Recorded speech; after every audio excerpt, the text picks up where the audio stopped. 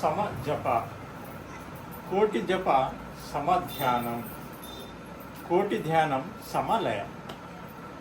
ఇది భగవద్గీతలో ఉన్న శ్లోకం. ఓకే, కోటి పూజ సమ స్తోత్రం. మనము కోటిసార్లు పూజ చేసేది ఒకటే, ఒక స్తోత్రం, ఒక మంత్రం చెప్పేది ఒకటే. ఓకే, కృష్ణుడికి ఇలా పూజ చేసేది కోటిసార్లు చేసేది ఒకటే. ఓం కృష్ణాయ నమః అంటే ఒకటే. అంటే ఒక స్తోత్రము కోటిసార్లు పూజ చేసినంత సమానము. అదే కోటి స్తోత్రము సమజపం. ఓకే, కోటిసార్లు మనము స్తోత్రం చేసేది ఒకటే. ఒక జపమాల వస్తుంది కదా, ఒక్క రౌండ్ అయిపోయిందంటే కోటిసార్లు స్తోత్రం చేసిన సమానము అంటారు. ఓకే, కోటి జప సమధ్యానం. చూడండి ఎట్లుంది. కోటిసార్లు మనం జపం చేసేది ఒకటే, ఒక్కసారి ధ్యానం చేసేది ఒకటే. చూడండి ఎంత అద్భుతమైనది ఈ ధ్యానం. ఈ ధ్యానం అనేది ఒక్కసారి మీరు ధ్యానం చేస్తే ఎన్నో కోటి కోటి జపాలు, స్తోత్రాలు, పూజలు చేసినంత సమానం ఇది. అవునా? ఇప్పుడు మనకి 500 నోట్ పెట్టకంటే అన్ని దాంట్లోనే ఉంటాయి. అవునా? 200 దాంట్లోనే ఉంటుంది, 100 రూపాయలు దాంట్లోనే ఉంటుంది, 50 రూపాయలు దాంట్లోనే ఉంటుంది, అన్ని దాంట్లోనే ఉంటాయి. అలాంటిది ఒక ధ్యానము అని ఎవరు చెప్తున్నారు? శ్రీకృష్ణ. సో ధ్యానం అంటే ఏంటి అంటే మన మనస్సుని శూన్యం చేయడము. ఓకే, సో ఈ మనస్సు ఉంటుంది కదా, ఈ మనస్సుని కాసేపు శూన్యం చేయాలి. ఈ మనస్సు ఎప్పుడు పని చేస్తూనే ఉంటుంది. అవునా? అవసరం ఉంది, అవసరం లేకపోయినా. ఓకే, కాసేపు ఏమంటే ఈ మనస్సుని శూన్యం చేయాలి, పని లేకుండా చేయాలి. దీనికి దాన్ని ఏమంటారంటే ధ్యానము అంటారు. దీన్ని ఏమంటారంటే నిర్విషయం మనః. ఓకే, మనసులో ఏ విషయము లేకుండా ఉండడం. నిర్విషయం, విషయం అంటే ఏ ఆలోచన. నిర్విషయం మనః అంటారు. ఓకే, ఈ మనస్సుని నిర్విషయం లేకున్నట్లా చేసేది ఎలాగా? ఈ మనస్సుని శూన్యం చేసేది ఎలాగా? అనా, మనము ఈ చేతులు కట్టేసినాము, ఈ కాళ్ళు కట్టేసినాము, ఈ కళ్ళు కట్టేసినాము, మన ఇంద్రియాలన్నీ కట్టేసినాము. కానీ ఇంకా ఒకటి ఏముంది కట్టేసేది?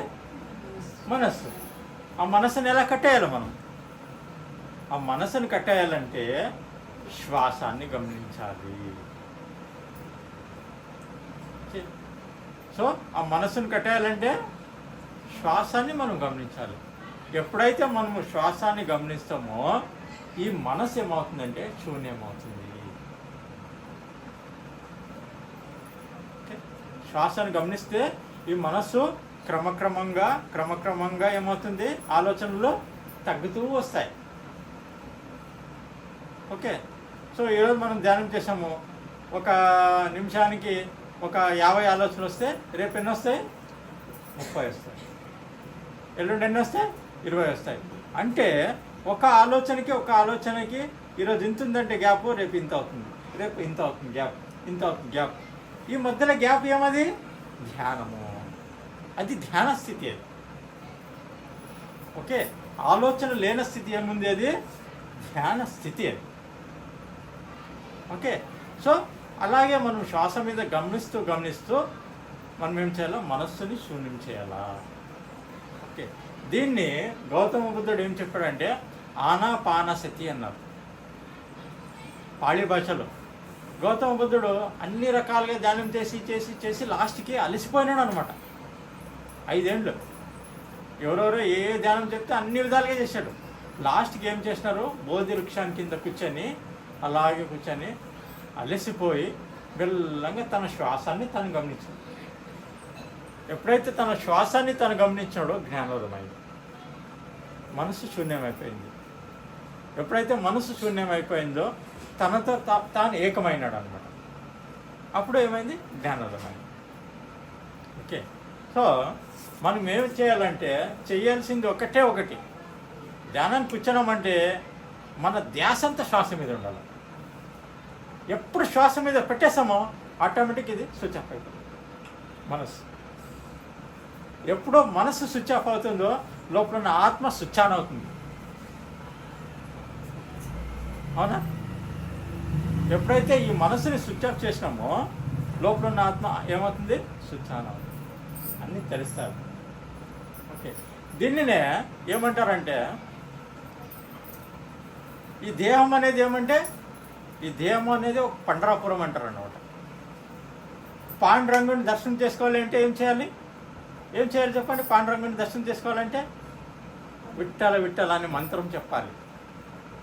ఆ విట్టల మంత్రం అంటే ఏం తెలుసా? మన శ్వాస అనేది విట్టల, లోపల పోయే శ్వాస విట్టల, బయటకు వచ్చే శ్వాస విట్టల. ఇదే విట్టల మంత్రం ఇది. ఓకే, ఎప్పుడైతే ఈ శ్వాసను గమనిస్తామో ఈ విట్టల అనేది శ్వాస. ఎప్పుడైతే ఈ విట్టల అనే మంత్రాన్ని మీరు పెట్టుకున్నారో పాండురంగుని దర్శనం అవుతుంది. ఎక్కడున్నాడు పాండురంగుడు? మన లోపలనే ఉన్నాడు. ఓకే, మన లోపల ఉన్న పాండురంగుని మనం దర్శనం చేసుకోవాలంటే ఏం చేయాలంటే ఈ విట్టల అనే మంత్రాన్ని, శ్వాసాన్ని పెట్టుకోవాలి. ఎప్పుడైతే పెట్టుకుంటామో మన లోపలనే ఉన్నాడు పాండురంగుడు. అది ఆత్మ పదార్థము. ఓకే, భగవద్గీతలో ఏం చెప్తారంటే సర్వధర్మాన్ పరిత్యజం మామేకం చరణం వ్రజ అహం త్వా సర్వపాపే విమోక్షయిష్యామి మా శుచ. ఓకే, మీరు ఏం చేసే అవసరం లేదు. కాసేపు అన్ని ఇంద్రియాలని మర్చిపోండి. అన్ని ఇంద్రియాలని పక్కన పెట్టండి. సర్వధర్మాన్, కాసేపు అన్ని ధర్మాలని పక్కన పెట్టండి. న్యాయ ధర్మము, శరీరం యొక్క ధర్మము, ఓకే, మనసు యొక్క ధర్మము, బుద్ధి యొక్క ధర్మము. కన్ను తెరిచినప్పుడు అన్ని ధర్మాలు ఉంటాయి. ఓకే, ఈ శరీర ధర్మం ఉంటుంది, మనసుని ఒక ధర్మం ఉంటుంది, బుద్ధి ఒక ధర్మం ఉంటుంది.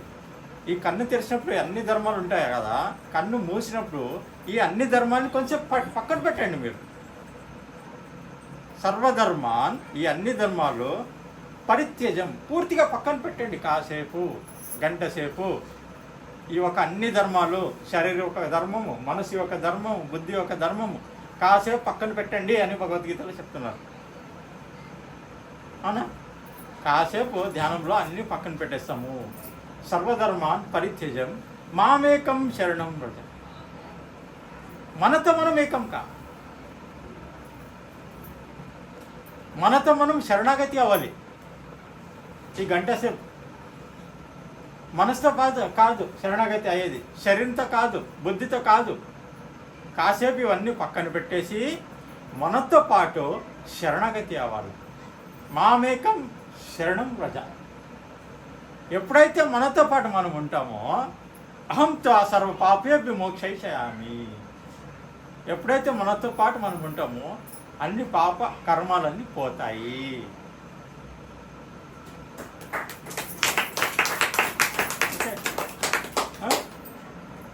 సర్వధర్మాన్ పరిత్యజం మామేకం చరణం వ్రజ అహం త్వా సర్వ పాపేభ్యో మోక్షయిష్యామి మా శుచ. నువ్వేం వరి కావద్దు, డోంట్ వరీ. నీతో పాటు నువ్వు ఉండు, నీతో పాటు నువ్వు శరణాగతి కా. మనతో పాటు మనం ఉండాలి. నేను చూసుకుంటాను అని ఆత్మ పదాలు చెప్తాను.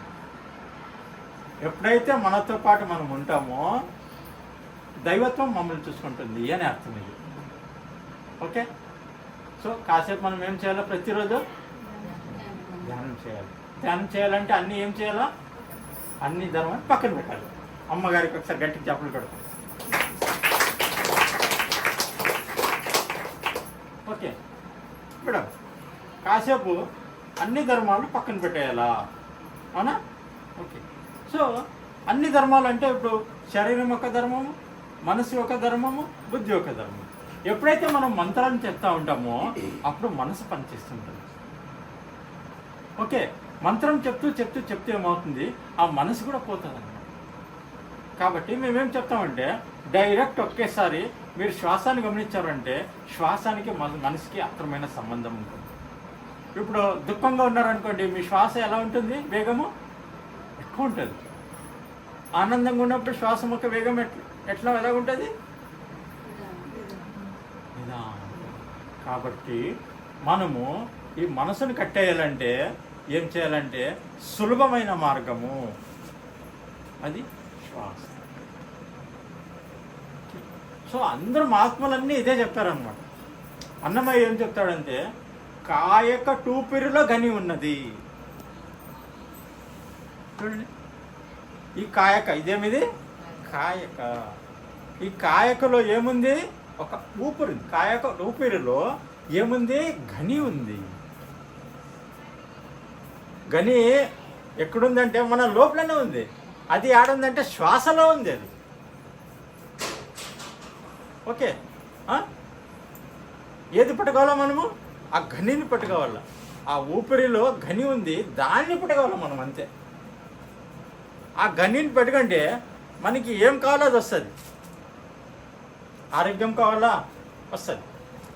గని అది నీకేం కావాలో అది ఇస్తుంది. అది పిల్లలకి చదువు కావాలా, మంచి memory power, concentration, will power, thought power అన్నీ వస్తాయి ధ్యానం చేస్తే.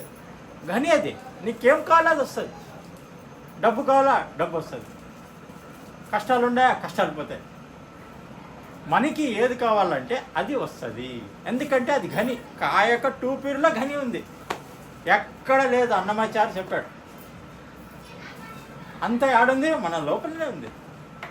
ఏం చేయాలా? మనం చేయవలసింది ఒకటి. అన్నీ ఏం చేయాలమ్మా? పక్కన పెట్టాలి. కాసేపు ఏం అన్నీ పక్కన పెట్టాలి. శరీరాన్ని పక్కన పెట్టేసేయాలి, మనసుని పక్కన పెట్టేసేయాలి, బుద్ధిని పక్కన పెట్టేసేయాలి. కాసేపు మనతో హాయిగా ఆనందంగా మన ఆత్మతో నిబంధన కావాలా. సో మనం ఎవరు? శరీరం ఒకటే కాదు. మనం ఎవరు? ఆత్మ పదార్థం. అహం ఆత్మ గుడాకేశ సర్వభూత ఆశ్రయస్థిత అహం ఆదిత్య మధ్యంత భూతానాం అంతమేచ. చూడండి ఎట్లా చెప్పిన కృష్ణ ప్రవక్త. అహం ఆత్మ అన్నాడు, అహం శరీరం అన్నాడా? ఎవరికన్నాడు? అర్జునుడికి అన్నాడు. అర్జున్ కంటే మనందరికీ అహం ఆత్మ. ఓ కృష్ణ, నేను ఆత్మ పదార్థం, నువ్వు ఎవరు భావాన్ని అడిగితే అప్పుడు ఆయన ఇచ్చిన ఆన్సర్ ఏమంటే నేను ఆత్మ పదార్థని. అహం ఆత్మ గూఢాకేశ అంటే నేను నిద్రని తర్వాత అసువుని జయించిన వాడిని నేను అర్థం. మనమంతా ఎవరు? ఆత్మ పదార్థం. కాసేపు గంట సేపు ఎవరితో పాటు ఉన్నాం మనము? మన ఆత్మతో మనం ఉన్నాం. మనకి తెలియదు, మనమే శరీరం అనుకున్నాం.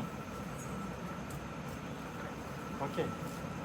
సో పుట్టేటప్పుడు మనం ఆత్మ పదార్థాన్ని తెలుసు, పుట్టిన తర్వాత మమ్మల్ని మనం మర్చిపోయినాం. మనం ఎవరో మనం తెలుసుకోవాలంటే ఏం చేయాలి? ధ్యానం చేయాలి. ఓకే. సో ప్రతిరోజు హాయిగా కూర్చొని మనతో పాటు ఎంతసేపు అవుతుందంటే అంతసేపు, గంటలు గంటలు గంటలు గంటలు గంటలు గంటలు. నేను ధ్యానానికి ఎలా వచ్చాను చెప్పనా? నేను 2001లో ధ్యానానికి వచ్చాను. ఓకే. సో ఎప్పుడో ఈ ఏజ్లో ఉన్నప్పుడు నేను స్కూల్కి పోతున్నప్పుడు పొద్దున్న ఫ్రెష్ అప్ అయ్యి మిర్రర్ ముందు నిలుచుకున్నప్పుడు నాకు కొన్ని ప్రశ్నలు వచ్చాయన్నమాట. నేను ఎవరు?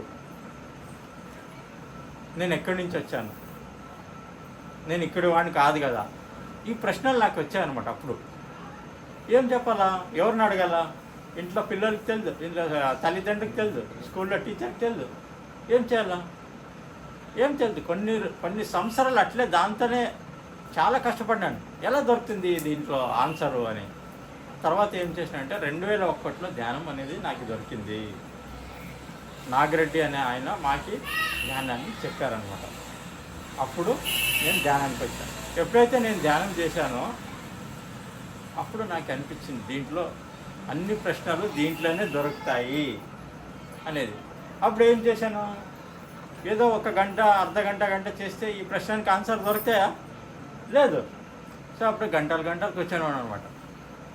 ఒక రోజుకి 5 గంటలు 10 గంటలు 18 గంటలు కూడా ధ్యానం చేస్తూ ఉంటాం ఇప్పుడు రోజుకి. ఓకే. సో అట్లే కంటిన్యూ. ఒక్కొక్కసారి ఏమంటే ఒకరోజు చూసినాను, ఇలా కూర్చుంటే ఎప్పుడు లేవచ్చు అంటే 3 రోజులు అయిన తర్వాత లేచినాను. 3 రోజులు. సో అట్లా ఎందుకంటే నాలో ఉన్న ప్రశ్నలు ఎలాంటివి అంటే అలాంటివి సాధన చేయాల్సి వచ్చింది. మామూలు సాధన కాదు, సాధన చేయాల్సి వచ్చింది. సో ఒకరోజు ధ్యానానికి కూర్చున్నప్పుడు ఏం చేసినాను, అలాగే ధ్యానానికి కూర్చాను. నా శరీరం నుంచి ఆత్మ బయటకు వచ్చింది. ఇలా బయటకు వచ్చి నా శరీరాన్ని నేనే చూసుకుంటున్నాను. అప్పుడు నేను తెలుసుకున్నాను, నేను కేవలం శరీరం ఒకటే కాదు, ఆత్మ పదార్థ.